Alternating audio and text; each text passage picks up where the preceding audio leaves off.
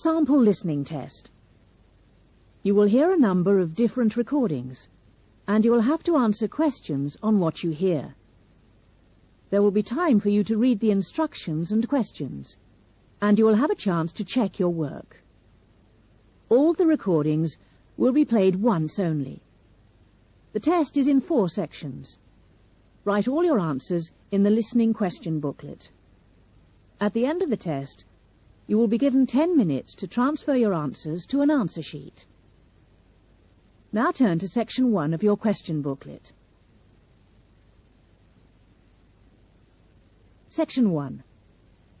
You will hear a conversation between a student and someone at an accommodation agency. First, look at questions 1 and 2. For each of the questions, 3 alternatives are given.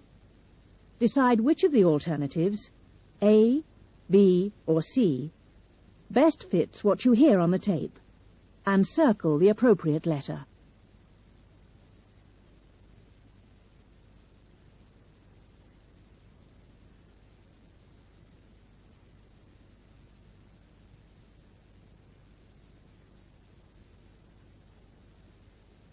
You will see that there is an example which has been done for you. On this occasion only, the conversation relating to the example will be played first. Good morning. Good morning. I'm looking for a place to rent near the university. What are you after?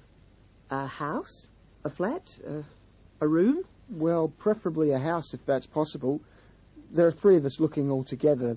We thought we might share if we could find something suitable. The student says he wants to rent a house, so A has been circled. Now we shall begin. You should answer the questions as you listen, because you will not hear the recording a second time. Now listen carefully and answer questions 1 and 2. Good morning. Good morning. I'm looking for a place to rent near the university. What are you after? A house? A flat? A room? Well, preferably a house if that's possible. There are 3 of us looking all together. We thought we might share if we could find something suitable. So, something near the university? Yes, if that's at all possible. We're all students, so it'd be good if we could find something within walking distance of the campus. None of us has a car and we don't want to have to take public transport. Yeah, well, everybody wants that, of course. Yeah, I suppose they do. Are you in your first year? No, I've been here a year already. Last year we all lived in a hall of residence. That was really great. Even the food wasn't too bad. We had a lot of fun there, but in the second year they kick you out into the real world. You now have a short time to look at questions 3 to 10.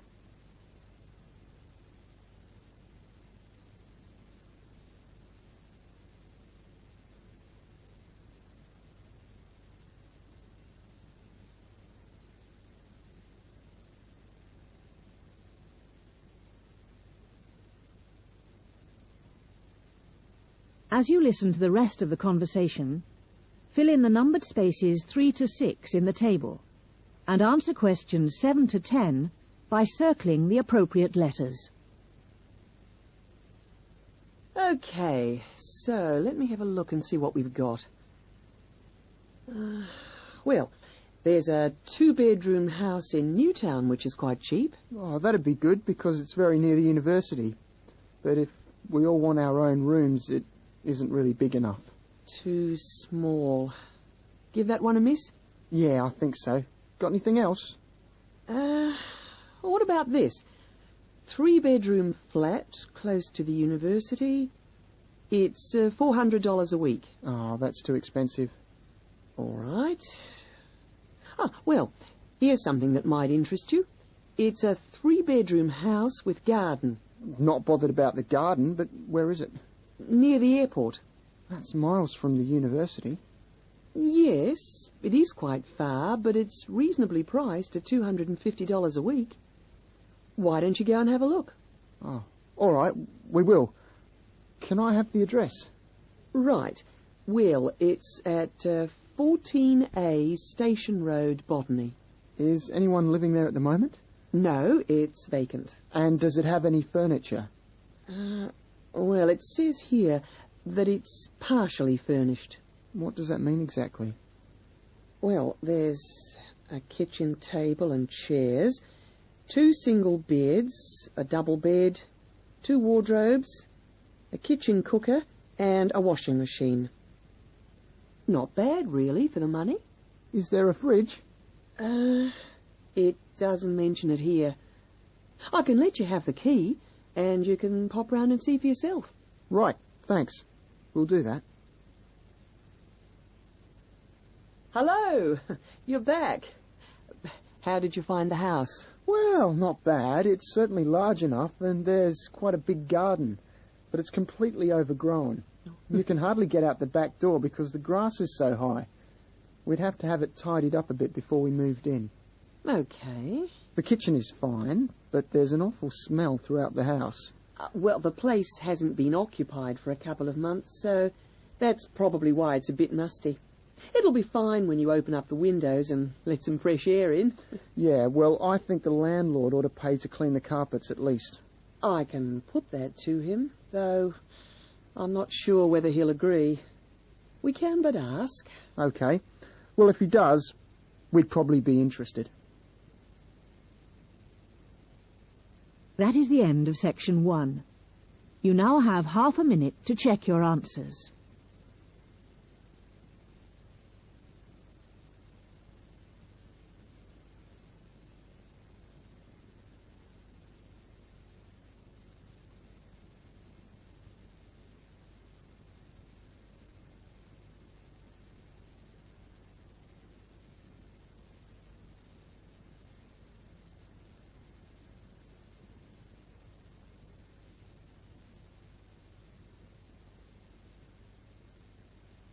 Now turn to section 2.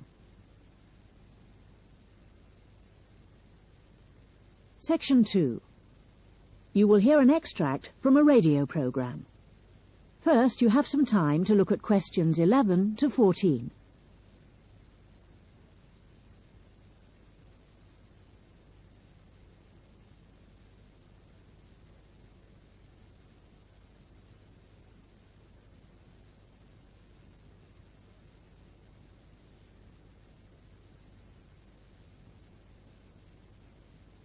Now listen and complete the notes by filling in the numbered spaces 11 to 14.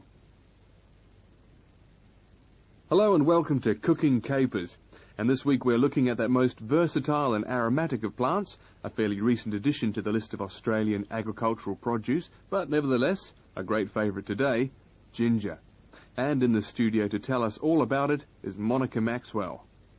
Ginger, is one of my personal favourite spices, and I've got a number of wonderful recipes to share with you later on in the program. So what is ginger? Well, actually, it's a spicy-tasting root with an aromatic flavour. It's related to the bamboo family and has 100 different uses in the kitchen. The Chinese have cultivated it for years, particularly to use in medicine, though you're probably more familiar with its culinary uses. But first, let's take a brief look at its history before we look at how it can be used, because it's had a very interesting history. Ginger originated in the southern provinces of China and in India, where it had been used in medicines and food preparation for over 5,000 years. The early traders who came upon the plant took it to many parts of the world, such as Nigeria, the West Indies, Central America, East Africa, and even Indonesia. Ginger became extremely popular because of its exotic aromatic properties and was highly valued by spice traders in the 17th and 18th centuries because they were able to sell it back in Europe for a very good price. Although Australia is now the largest producer of ginger in the world, it wasn't grown in Australia until the early 20th century. Now look at questions 15 to 20.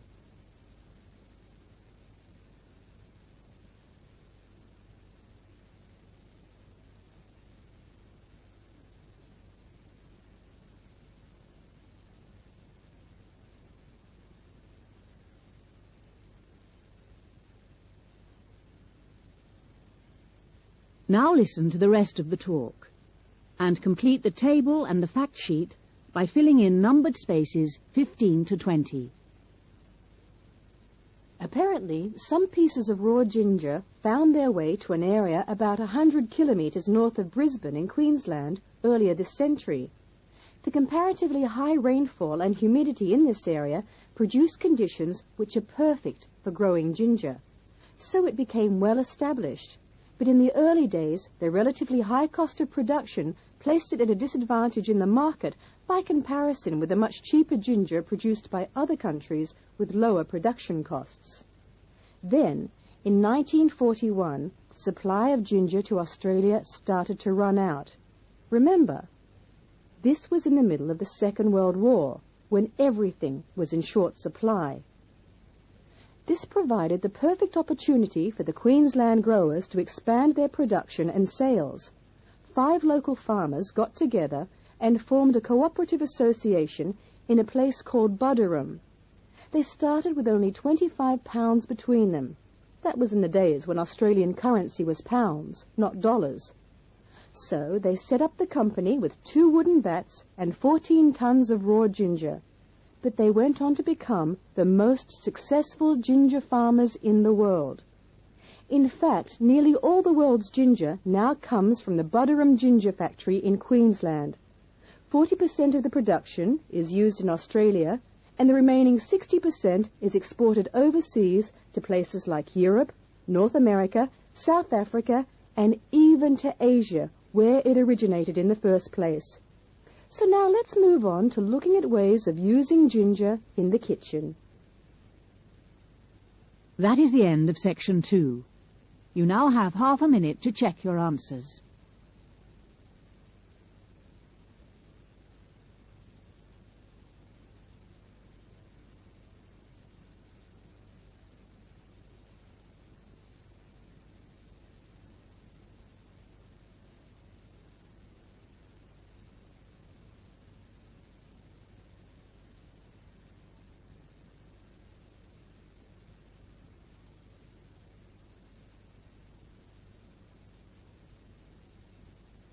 Now turn to section 3.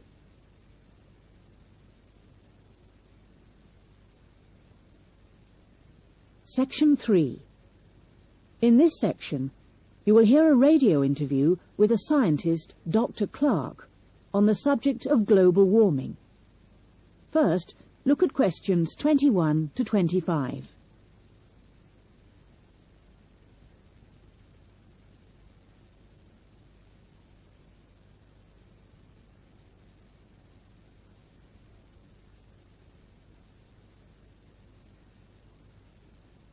As you listen, complete sentences 21 to 25.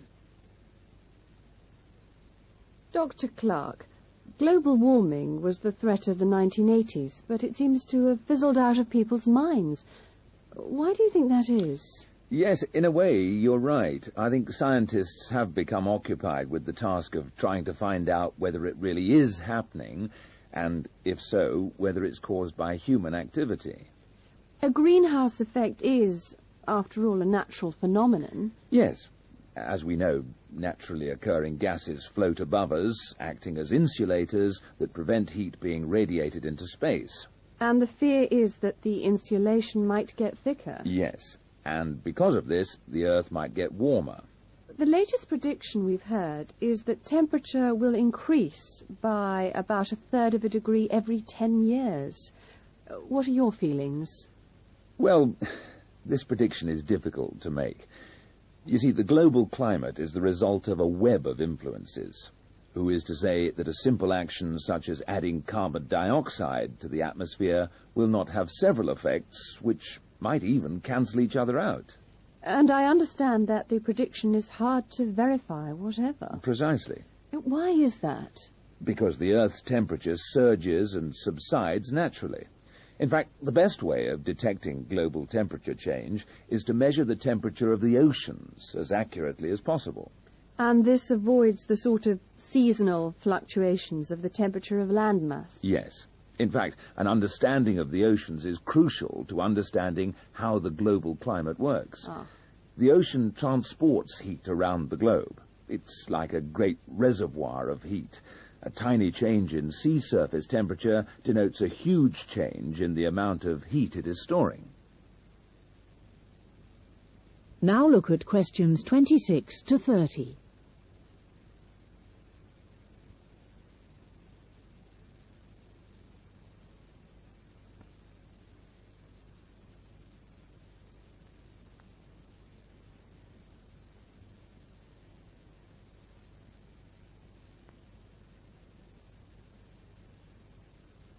As you listen to the rest of the interview, answer questions 26 to 30.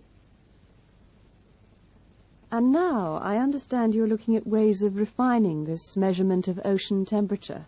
Yes, for a long time we've measured it by placing thermometers in buoys bobbing in the oceans, and also when ships draw water through their engines. It's also been done by satellite, hasn't it? Yes, but now data from a more promising system is being collected. This is the European Along-Track Scanning Radiometer, or ATSR, a much simpler name. The ATSR orbits the Earth above us. And what stage are you at with this? Well, it's been up there 2.5 years now.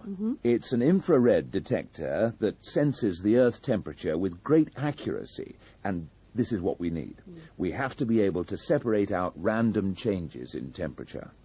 I believe there are other advantages as well. There are several.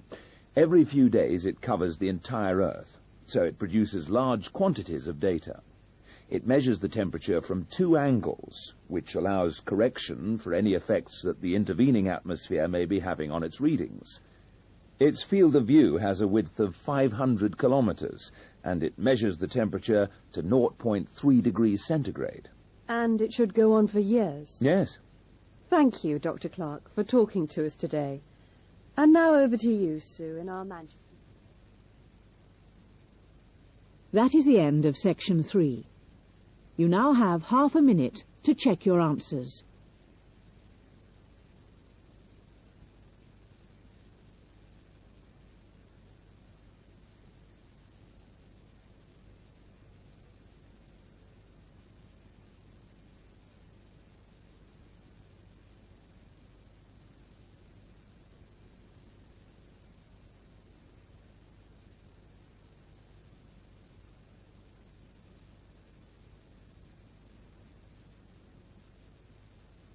Now turn to section 4.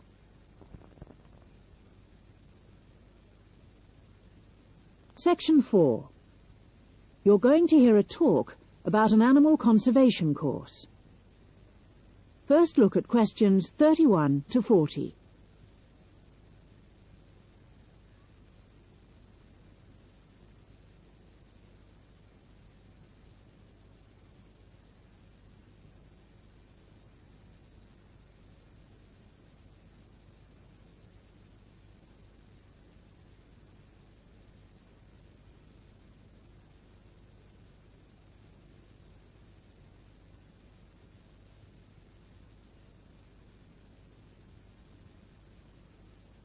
As you listen, complete the notes by filling in numbered spaces 31 to 40.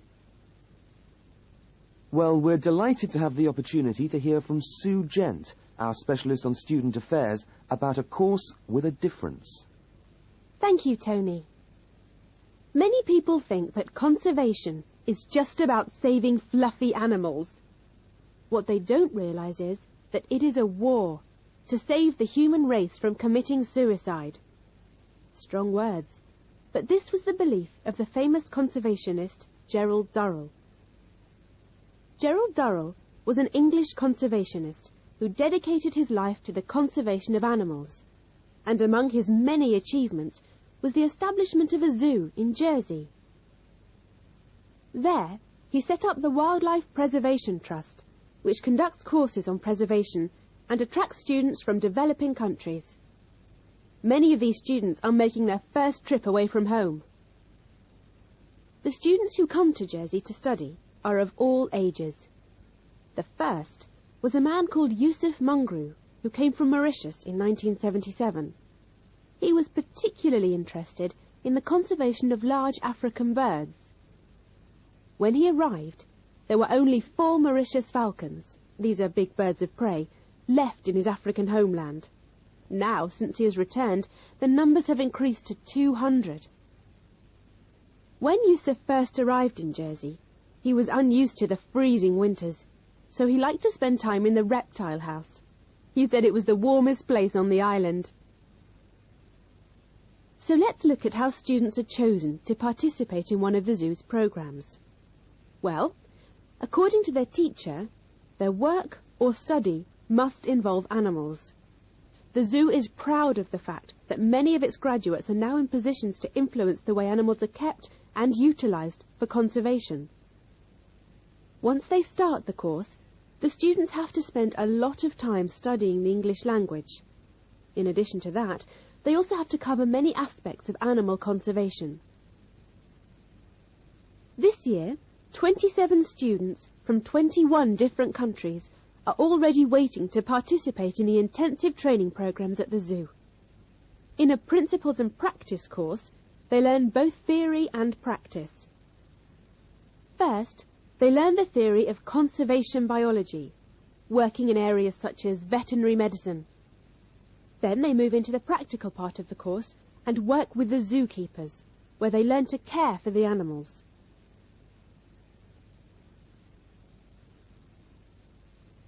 Over 350 full-time students have graduated since Yusuf Mungru, and, like him, some graduates have made big names for themselves in the zoo and conservation world.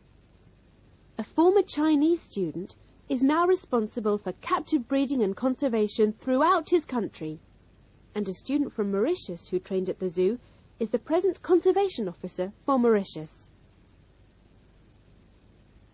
That is the end of section 4. You now have half a minute to check your answers.